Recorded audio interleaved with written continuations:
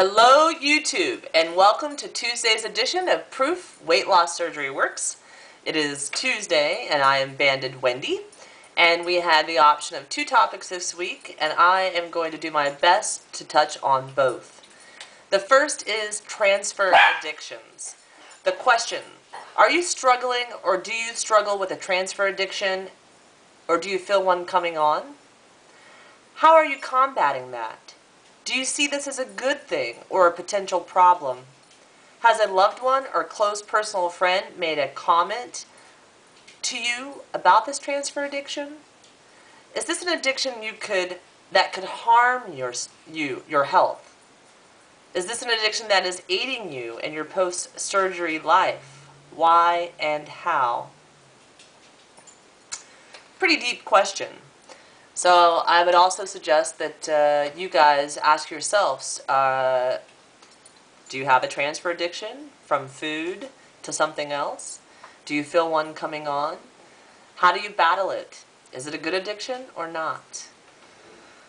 I believe that I have a couple of new addictions. I'm still not 100% sure that I had a food addiction before. I think I had a quantity addiction, but I don't know that it was definitely food addiction. Regardless, some things that I've picked up as of late, 8 months post-op. Exercise. I exercise now frequently, and I do it after work. So in my past life, before the lap band, I would come home from work and snack, and usually have some type of alcoholic beverage or a Pepsi as a treat. I've given up carbonated beverages. I don't snack really anymore. So for me, and alcohol just adds calories. It takes me over my maximums of calories I should have a day. So exercises became the replacement for that.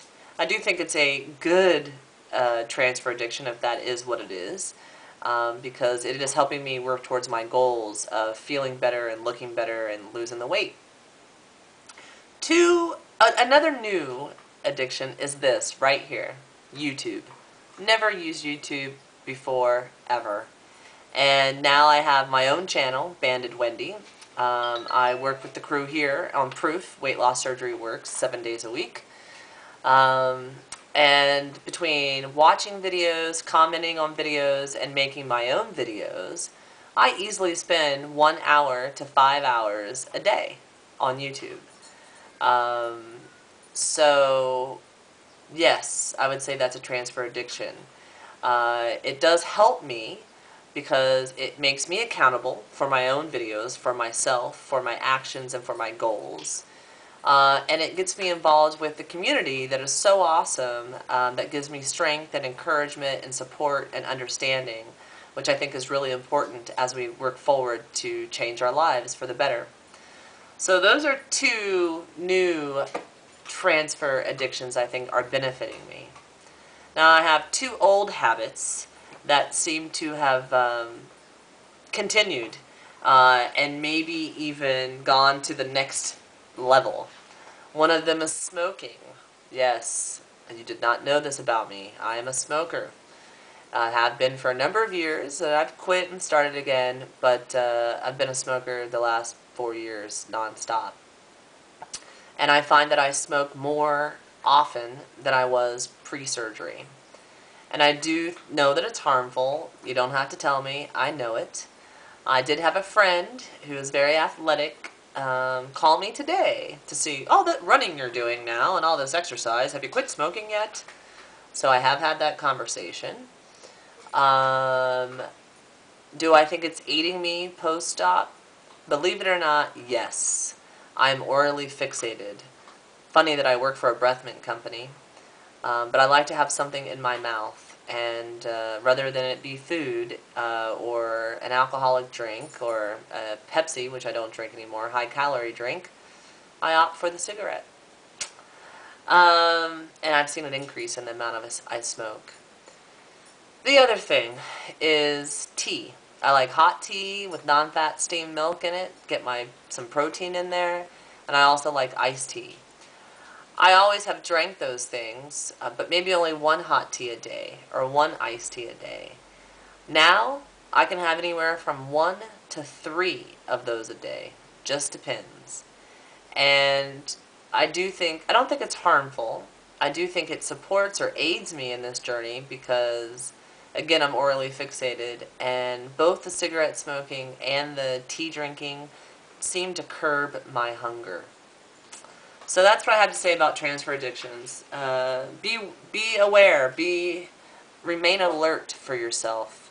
You know, oftentimes when one door opens, another one. You know, when one door closes, another one opens, and I think that may be how these transfer addictions will come into our lives post-op. Next question. Oh, it's about Thanksgiving, just around the corner. Are you the main provider of the Thanksgiving meal? Are you hosting a dinner or event? Will you be cooking more healthy this year? Do you have a menu or recipe idea you would like to share? What is your strategy for the big meal? Will you organize a family or group activity like a turkey stroll after dinner? Is this your first post-surgery Thanksgiving? Or actually, it is my first. And I will either have dinner for one, which will be me, or my boyfriend will be here, and there'll be 2 of us, both weight loss surgery patients, him gastric bypass of 6 years, and me lap band of 8 months. If he's here, we may go out to eat dinner somewhere with a family member. If he's not here, I am going to throw a turkey breast in the crock pot, so it will be healthy. And I like my green bean casserole. I make that, you know, throughout the year. It doesn't have to be Thanksgiving. So I will have Thanksgiving-type food, but I'll weigh it out, and I'll eat my 4 to 6 ounces of food, and that'll be it. And if some pumpkin cobbler with whipped cream finds its way onto my plate at some point, I'll be okay with that because it's Thanksgiving. But I am going to run my second 5K on Thanksgiving morning at 7:30. So that's something I had not done in the past, and still kind of have to pinch myself the fact that I'm doing it. I would also recommend, if you are the main provider, that you do try to cook more healthy this year. Also, be prepared to limit your portions to not a serving size spoon, but an actual tablespoon that we eat with. I find that if I portion my food out with that size spoon, I'm okay. I can try a little bit of everything and still stay within the quantity of food that I should be eating. I would also recommend, if you can't get everybody together and you can't do it yourself because you're too busy cleaning and entertaining and hosting an event or a dinner, that you exercise the day before and you exercise the day after. So you burn off calories to open them up to eat on the day, and you burn off calories the day after. So as long as you have a strategy going into it, I think it'll be an awesome holiday. Do not deprive yourself. Thanksgiving happens once a year, and there's a good chance you've worked really hard up until this thankful day. So be thankful for what you have. Be thankful that you have had weight loss surgery, and you will not eat everything in sight because you can't. And make the best day of it, and enjoy your friends, and enjoy your family, and enjoy your day off from work, and gear up for the holiday that follows that, which is Christmas. So, thank you so much for watching. I hope you got something out of the video.